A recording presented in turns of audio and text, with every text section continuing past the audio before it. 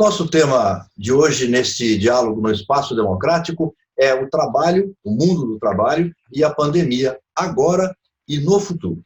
Para tratar desse tema, nós temos o prazer de receber um dos maiores especialistas no assunto no Brasil, que é o professor José Pastore. O professor Pastore é professor titular da Faculdade de Economia e Administração da Universidade de São Paulo. Ele é doutor honoris causa e PhD em Sociologia pela Universidade de Wisconsin, nos Estados Unidos, pesquisador da FIP, que é a Fundação Instituto de Pesquisas Econômicas da USP, e consultor em relações do trabalho e recursos humanos. Professor Pastore, muito obrigado pela gentileza de atender ao nosso convite. Seja bem-vindo. É uma honra estar aqui conversando com vocês. Muito obrigado. Nós temos hoje a participação sempre importante de dois dos nossos consultores do Espaço Democrático, o economista Luiz Alberto Machado. Salve, Machado, bem-vindo. Boa tarde a todos, muito legal estar com vocês. Obrigado. E do economista Roberto Macedo, também consultor aqui nosso do Espaço Democrático. Roberto Macedo, mais uma vez, obrigado.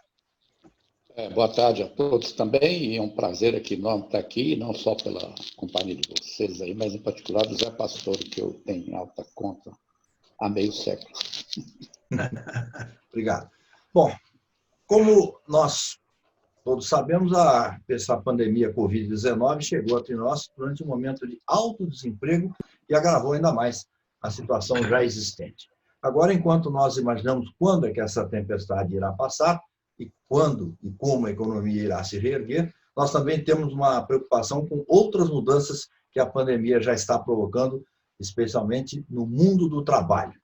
Quero começar o nosso diálogo com uma pergunta que foi enviada pelo Ricardo Patá. O Patá é presidente da União Geral dos Trabalhadores, a UGT, e coordenador coordenador nacional de movimentos sociais do PSD. Vamos ver a pergunta. Meus amigos e minhas amigas do Espaço Democrático do PSD, partido muito importante do nosso país, que eu me orgulho muito de fazer parte.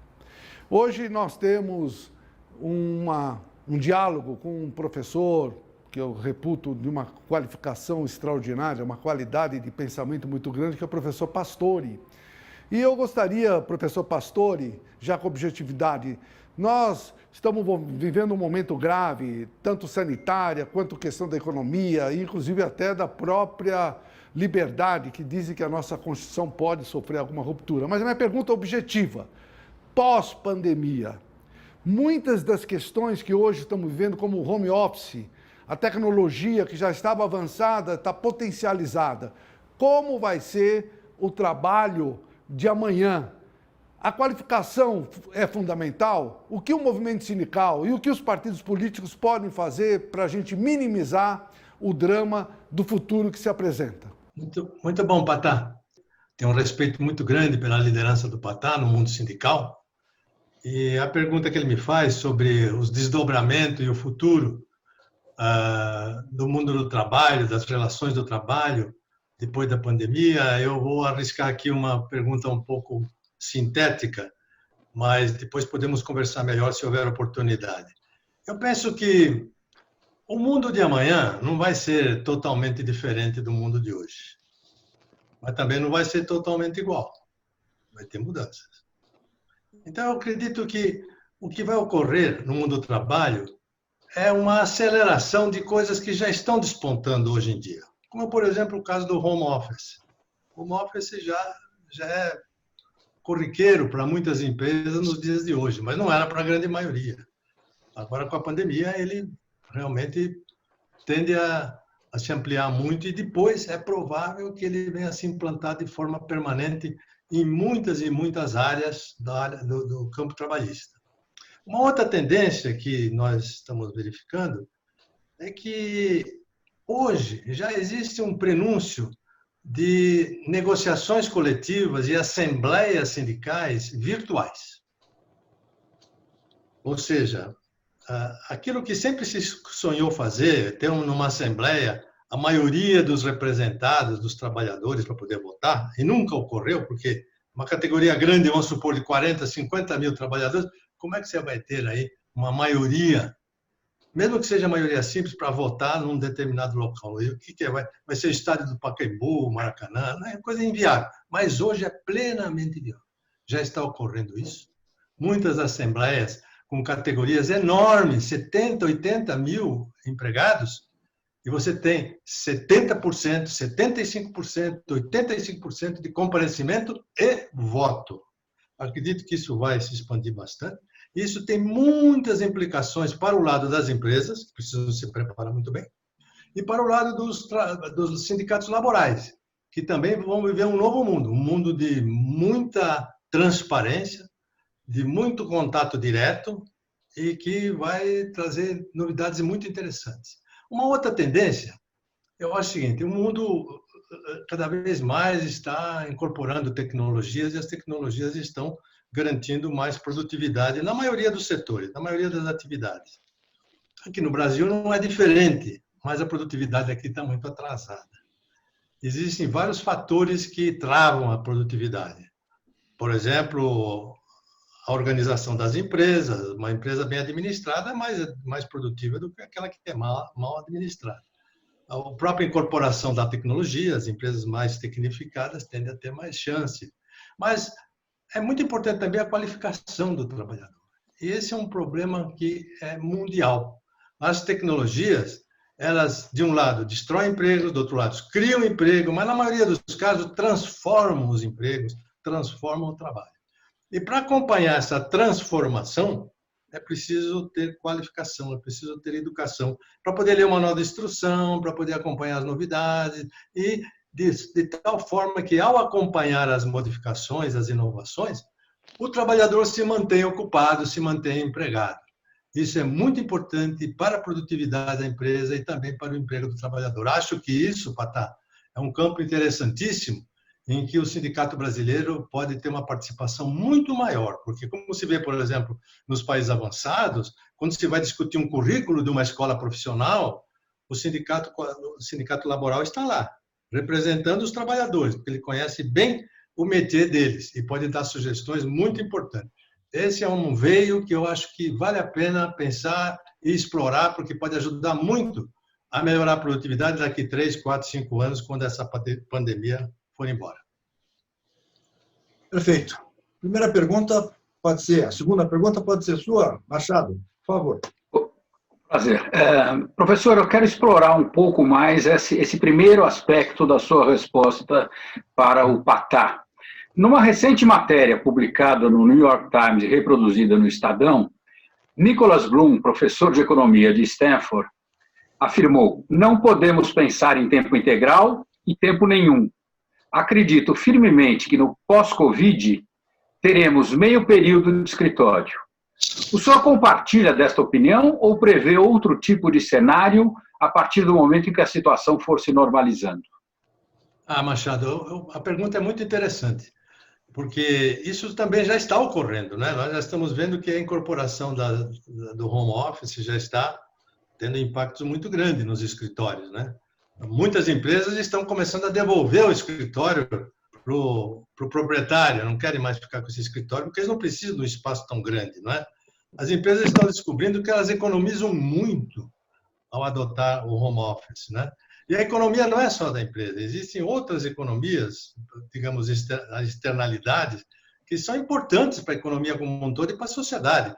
O home office diminui o trânsito, diminui o uso de combustível, diminui o uso daqueles que cuidam da conservação, limpeza no escritório, a portaria, o zelador, etc. Então, há um conjunto de economias muito grande. E para o trabalhador, o home office tem oferecido muita liberdade, muito mais qualidade de vida. É questão dele disciplinar esse trabalho, ele acaba tendo uma qualidade de vida muito maior. E ele mesmo está percebendo que já não vale mais a pena morar nas cidades que são caras, que são congestionadas, se ele pode morar numa distância boa, onde tem um mínimo de infraestrutura, como, por exemplo, um shopping center, um auxílio médico, uma escola, vai morar lá que é mais barato, é melhor, ele tem mais tempo, não precisa pegar condução. Então, é uma grande alternativa tecnológica que o mundo digital está trazendo, que eu acredito que nós vamos por esse caminho mesmo. Agora, não significa que todos vão se transformar nessa forma. Muitas atividades vão continuar de modo convencional, porque, em primeiro lugar, elas não se ajustam ao home office, né? Elas dependem da presença física. Então, uma linha de montagem sempre vai precisar de trabalhadores presentes. Na agricultura, sempre vai precisar de alguém que dirige esse trator, ou pelo menos que dê o sinal por um trator que seja autodirigível, não é? E assim por diante. Além do mais, não são todas as atividades que permitem o trabalho dessa maneira à distância, sem muita segurança. Há atividades estratégicas da empresa, que envolvem, às vezes, confidencialidade, privacidade, que a presença física das pessoas é muito importante. Acredito que um banco, por exemplo, para ter um gerente que vai tratar de negócios, para fazer um empréstimo ou para fazer uma operação de compra e venda de um imóvel, etc., eu acho que sempre ele vai querer, pode entabular as coisas por home office, mas o resultado final ele vai querer ter a presença das pessoas, a assinatura das pessoas, o compromisso delas. Então, o que nós vamos ver é um mundo bem heterogêneo, mais heterogêneo do que é hoje, onde essa alternativa de menos escritórios, de menos presença, vai ser crescente. E, além disso, acho que será crescente também o modo de trabalhar diferente do vínculo empregatício convencional. O trabalho por projeto, o trabalho por demanda, o trabalho por conta própria, o trabalho... Enfim, todas essas modalidades não convencionais e que não têm vínculo empregatício. Isso também vai fazer com que a importância do escritório diminua bastante. Perfeito. Professor Roberto Macedo, sua pergunta, por favor. A minha pergunta é sobre mobilidade social, e para quem está vendo aqui esse debate, mobilidade social ocorre quando você ascende na escala social, no sentido particularmente de renda, né? E da ocupação que você exerce. E isso aconteceu muito quando eu peguei o mercado de trabalho no exterior, 50 anos atrás, certo? Tanto eu como meu pai éramos bancários, e aí as oportunidades eram tantas naquela época, que aí eu cheguei a professor universitário, fiz o curso de economia, fiz trabalho como consultor, já tive várias oportunidades aí no mercado de trabalho do governo, setor privado. Agora, naquela época, a mobilidade social era muito forte. O Zé Pastore tem um livro sobre o assunto, mostrando isso. Certo? Agora, eu estou percebendo, José, inclusive lá entre colegas nossos lá da faculdade, que os filhos deles estão em dificuldade para ascender, não vou ultrapassar o status deles, que já é bom, mas de chegar a esse status. Certo? Então, uma coisa muito mais difícil. Eu passei da aula lá de novo, na faculdade, convivendo com a juventude. Eles estão percebendo, embora seja gente da USP, que tem sempre melhores oportunidades, tem gente lá que acha que nasceu na época errada, né? Porque chegou no mercado de trabalho nessas circunstâncias. Você concorda comigo, embora ainda sem fazer pesquisa sobre o assunto, que nós estamos vendo agora um movimento de descenso social, certo? Não mobilidade no sentido, digamos, de superar o status social com que você começou, ou da própria família. Como você vê isso? Bem, Macedo, obrigado pela pergunta, é um prazer poder dialogar com você.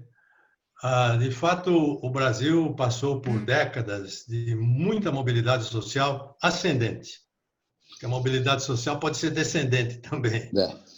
E se você pegar, por exemplo, o que era o Brasil da década de 40? Ele ainda era um país agrícola, rural, com uma predominância muito grande do mundo rural.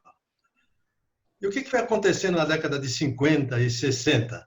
Ele não só foi se urbanizando, mas foram surgindo novas oportunidades de trabalho, porque estavam ligadas a atividades que inexistiam e passaram a existir, com a industrialização, com as empresas estatais, que começaram a entrar naquela época, com a expansão do mercado financeiro, com o capital estrangeiro que veio. Todas essas oportunidades surgiram nas décadas de 50 e 60 e precisavam de gente para tocar. E as pessoas que vinham do campo, num status social muito baixo, elas foram entrando nessas oportunidades, até sem muita educação formal, mas aprendendo em serviço, em grande parte aprendendo em serviço. E o salto em termos de renda, em termos de educação, em termos de perspectiva, foi muito grande entre o que elas tinham e o que elas passaram a ter. E maior ainda entre aquilo que os pais tinham, os pais delas tinham, e elas passaram a ter. Então, tanto a mobilidade intrageracional quanto a intergeracional foi muito grande durante várias décadas no Brasil. Na década de 80, nós tivemos aí a década perdida, você teve problemas graves de inflação, aqueles planos que não deram certo depois.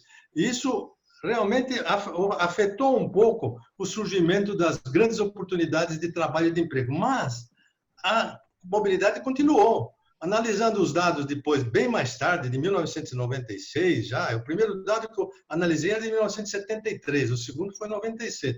Mesmo pegando o dado de 96, dava para ver muita mobilidade, uma mobilidade diferente, viu, Macedo? Na época 50, 60, foi uma mobilidade em que as pessoas entraram porque se abriram novas oportunidades, e mesmo não tendo muita qualificação, elas entraram e lá elas se viraram e aprenderam. A mobilidade de 96 já passou a mostrar um fenômeno diferente. Para um entrar e subir, o outro precisava sair e descer na estrutura social. Ou seja, no primeiro caso, nós temos uma mobilidade que a gente chama de estrutural, abrir oportunidades, as pessoas entrarem. No segundo caso, uma mobilidade circular, ou seja, para uma pessoa subir, a outra descia. Por quê? Educação passou a ser importante. Produtividade, eficiência, qualificação passou a ser importante, então a mobilidade passou a ser circular. Mas o montante de mobilidade continuou bem razoável. Pegando na primeira época que eu publiquei o livro em 79 com dados de 73, 90% dos entrevistados eles estavam na situação igual ou melhor dos seus pais. No dado de 96, 80% dos entrevistados estavam numa situação igual ou melhor do que seus pais. Agora você me pergunta, e os dias atuais? Eu também sinto o que você sente. Eu acho que nós estamos tendo uma reversão, porque nós estamos tendo com muitas dificuldades aqui de oportunidades para grandes massas, por dois motivos básicos. Há outros, mas dois motivos básicos. Primeiro, recessões prolongadas. Isso diminui a oportunidade de trabalho e a ascensão também é reduzida. Segundo fator, tecnologia. Muitas tecnologias, que antigamente elas só rompiam os empregos rotineiros, manuais, agora não. Agora elas rompem também empregos de classe média, mais intelectualizados, mais sofisticados. Então você pega um sujeito, por exemplo, que ele é gerente de um grande supermercado na área de estocagem, de almoxerifado, gerente de almoxerifado, ganha R$4.000 por mês, é educado, tem universidade, classe média.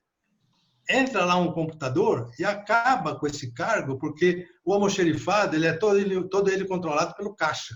Assim que sai o produto, já tem o controle do almoxerifado. Então, tecnologia também tem provocado mudanças importantes e de impacto na mobilidade social. Você pergunta, mas não tem gente que sobe? Tem gente que, por causa das tecnologias, sobe na escala social, mas são poucos. Mas tem gente que desce? Está sendo muito grande o número daqueles que descem na escala social. E isso faz com que a gente, quando no dia a dia, pergunta para uma pessoa de 35, 40 anos, escuta, qual é a sua situação econômico-social hoje comparada com a do seu pai? Ele diz, eu ainda não cheguei lá, eu estou longe de lá ainda, não sei se eu vou chegar, estou sem perspectivas, porque a situação mudou muito devido a esses dois fatores que estão impactando bastante. Isso tem consequências não só econômicas e sociais, mas tem consequências psicológicas que têm desdobramentos políticos. Porque toda vez que você tem um movimento de mobilidade social descendente e rápido, você tem muita frustração, você tem muito desencanto, você tem muita desesperança. E as pessoas ficam suscetíveis, então, a chamados populistas, a chamados de heroísmo, a movimentos sociais, a protestos, a passeatas de rua e assim por diante. Que é o que nós estamos vendo no mundo inteiro. No mundo inteiro está ocorrendo isso. Mobilidade social está diminuindo no mundo inteiro. Há um fenômeno que está predominando nos Estados Unidos, por exemplo, já há 3 décadas, onde, por exemplo, a produtividade da economia cresce de uma maneira muito mais depressa do que os salários. Muito mais depressa do que o salário. As oportunidades estão ficando limitadas perto daquilo que a economia progride. Veja esses movimentos sociais dos Estados Unidos, Occupy Nova York, e depois os outros que teve toda essa repetição. nós estamos vendo que esses movimentos sociais desembocam até nas decisões políticas. É o Brexit na Inglaterra, é o Trump nos Estados Unidos, é aquele da Turquia, que eu esqueci o nome dele. O Erdogan. Erdogan. E assim você vê que esse fenômeno da mobilidade social descendente tem um impacto muito grande na psicologia social e no comportamento político das nações. Perfeito, é preocupante, né? Esse prato feito pelos populistas é uma coisa que deixa todos nós preocupados. Machado, sua segunda pergunta. O senhor falou aí na diferença entre as coisas estruturais e as coisas mais conjunturais. Então, eu vou voltar a uma questão aí. Dentre as várias reformas estruturantes que a gente ouve falar há décadas que o país precisa, uma das que foram conseguidas recentemente foi a reforma trabalhista. Mesmo que não tenha sido uma baita de uma reforma, houve uma reforma com conquistas importantes. Eu queria saber, na sua opinião, ela foi positiva? Sem a sua aprovação, a situação atual seria ainda pior? Machado, a reforma trabalhista, ela trouxe muitas inovações na CLT. Mas é claro que, como uma reforma que tocou em vários pontos da CLT, ela vai levar algum tempo para ser toda digerida. Ela vai causar, digamos, consequências, trazer consequências por muitos e muitos anos. Aquilo que hoje em dia estão chamando de esterese, né? A causa está num lugar, num tempo, e as consequências estão indo lá para frente. Mas há coisas que já foram evidentes, já que aconteceram, que estão acontecendo. Por exemplo, uma redução fantástica nas ações trabalhistas na Justiça do Trabalho. Esse conflito que dominava o meio sindical brasileiro, o meio trabalhista brasileiro, ele foi muito diminuído, muito reduzido. Por quê? Porque hoje você responsabilizou mais as partes. As partes antes, principalmente do lado laboral, não tinha muito o que perder ao entrar na justiça. Hoje, ela tem responsabilidades, ela não pode mentir, ela não pode levar falso testemunho, ela não pode apresentar uma prova que não tenha consistência, então ele pode perder a ação. E se perder a ação, ele vai arcar com os custos desse processo judicial. Então, ele está pensando duas vezes. Isso é bom? Isso é muito bom, porque nós estamos notando que as ações trabalhistas estão ficando muito mais sérias, sabe? As audiências estão sendo realizadas com mais tempo, com mais vagar. O juiz está tendo tempo de instruir bem o processo, de colher os fatos que são necessários para ele julgar. E, com isso, você tem até uma melhoria do respeito ao Poder Judiciário. O juiz é para ser respeitado, não é para ser tapeado, não é? Mas o que nós tínhamos antigamente eram audiências de 2 minutos, de 3 minutos, onde o juiz falava assim, bom, vamos chegar num acordo porque eu não tenho tempo, tem muito processo aqui. Bom, os processos foram reduzidos praticamente pela metade. Isso já foi um efeito muito grande. Um outro efeito importante é que empregado e empregador, em muitos assuntos, estão se pondo de acordo numa base individual, o que antes não ocorria. Então, era muito comum, por exemplo, um empregado que estava querendo ser demitido para levar as verbas rescisórias, para ganhar as verbas rescisórias.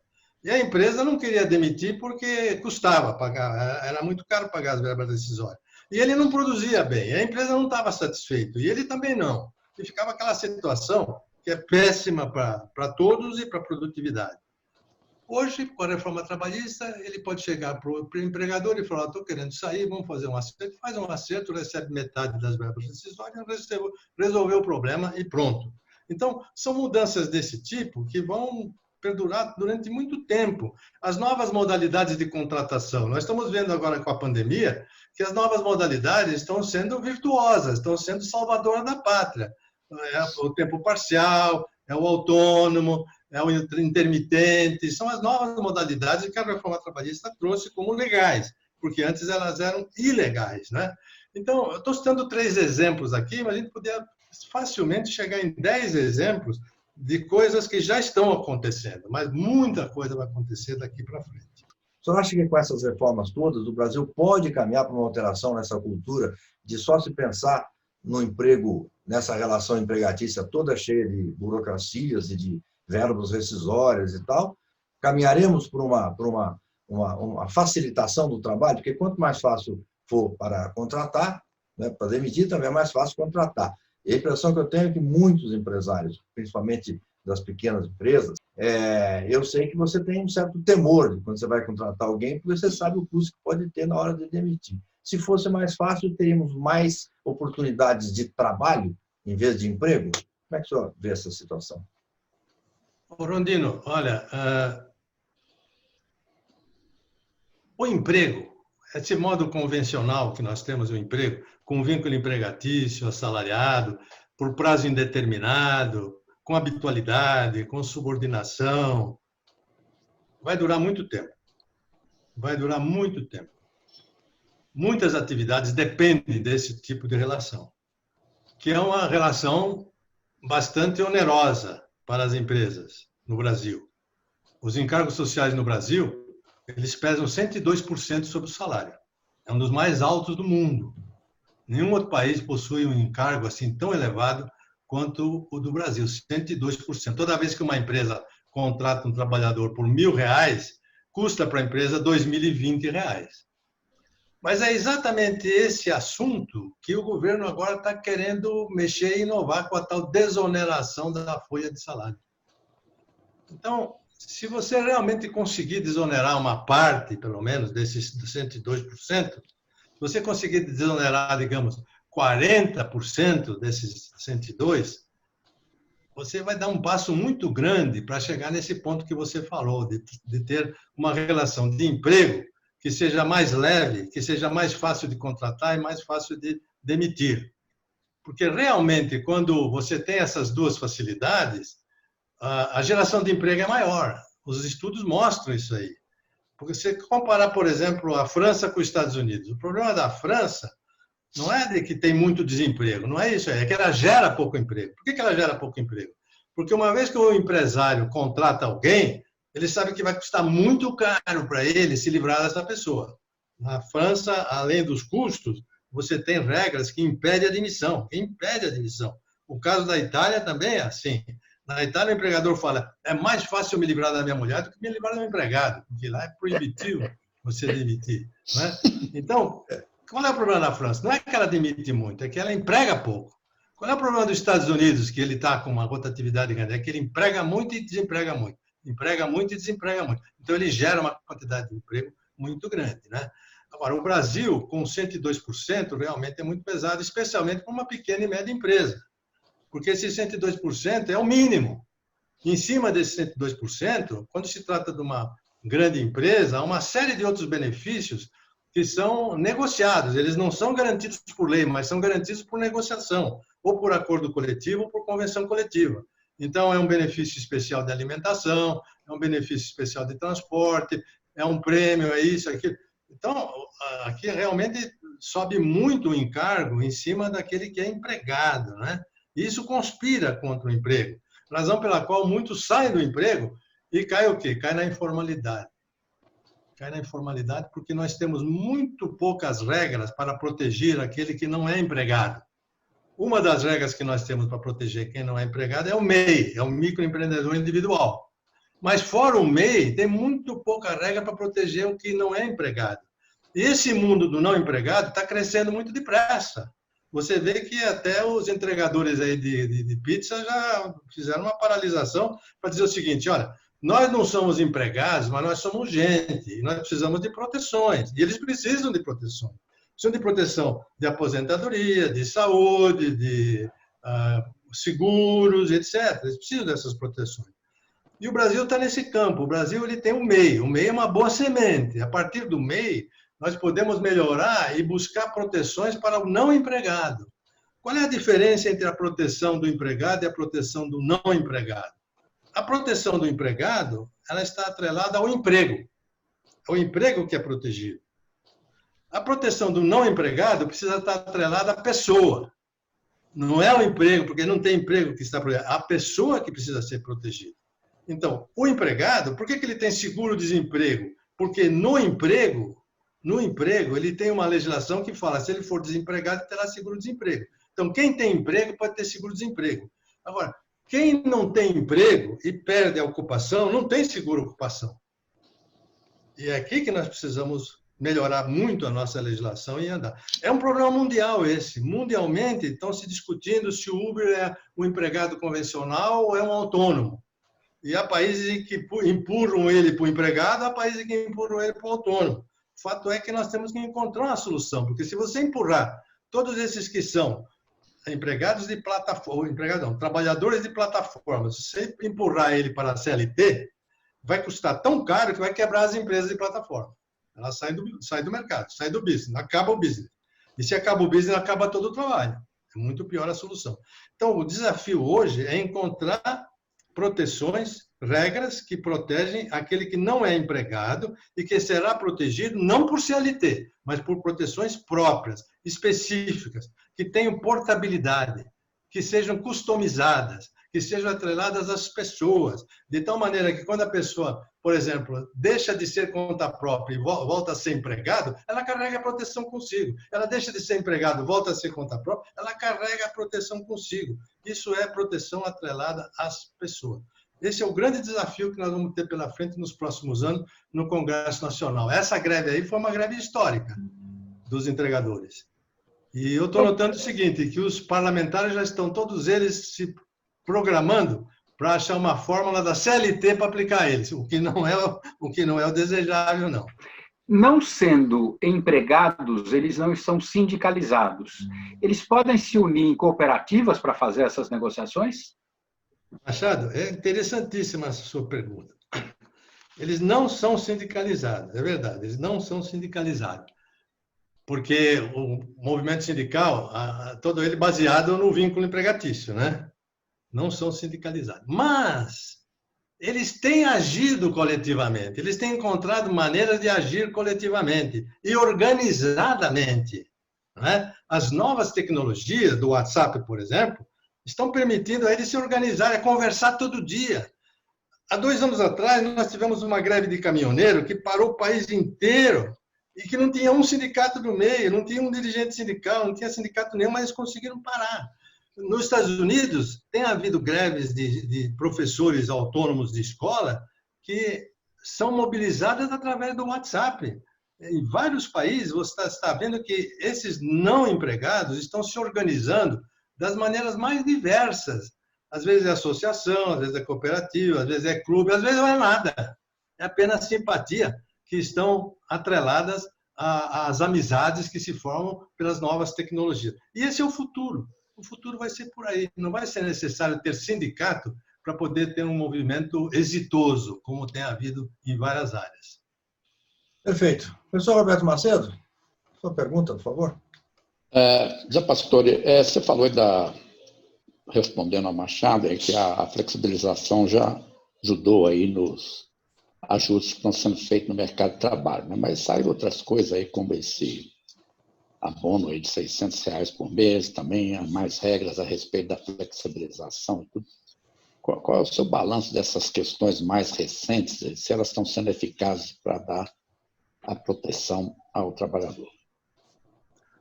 Olha, a minha impressão é que as medidas que o governo tomou para salvar empregos e salvar pessoas foram de muita agilidade. Foram rápidas e foram eficientes, foram bem direcionadas. Por exemplo, a questão de suspensão do contrato de trabalho ou redução de jornada, a combinação desses dois mecanismos já deu para salvar aí uns 10, 11 ou 12 milhões de empregos. O auxílio emergencial que você mencionou, Macedo, de R$600, primeiro, tirou muita gente da pobreza, porque esses R$600 é mais do que a renda que ele obtinha do trabalho antes. Além disso, ele ajudou a movimentar muito das economias dos setores mais pobres. Por exemplo, no Nordeste, esses R$600 estão movimentando a economia de uma maneira muito positiva. Né? Eu acho que essas medidas foram promissoras, foram boas, cumpriram com o seu papel, foram eficazes. Foram prorrogadas agora, mas elas têm um prazo para terminar. Existe um problema fiscal por trás, né? E esse problema fiscal impede de você transformar essas medidas em ajudas permanentes. Apesar de que alguns parlamentares, eu vejo já que eles têm um sonho de consumo de transformar esses R$600 em permanente, ou renda básica, renda mínima, assim por diante. Isso, claro que não dá. Só o auxílio emergencial está custando 50 bilhões por mês, são 60 bilhões por ano, é uma coisa proibitiva, né? Mas se fala agora em fazer coisas mais focadas, mais direcionadas. Por exemplo, unificar os benefícios atuais, Bolsa Família, seguro-desemprego, etc., etc., para atender mais gente, mais famílias que estejam realmente em situação de fragilidade. O que seriam essas famílias? Seriam famílias pobres, com crianças de 0 a 6 anos, porque, como todos sabem, o investimento na criança é crucial, não só para as próprias crianças, mas para a própria economia da sociedade. Com esse tipo de ajuda aí, se ela for de fato concretizada pelo Congresso, eu acho que será um desdobramento de grande utilidade que vai surgir das medidas já aprovadas e que estão em operação agora.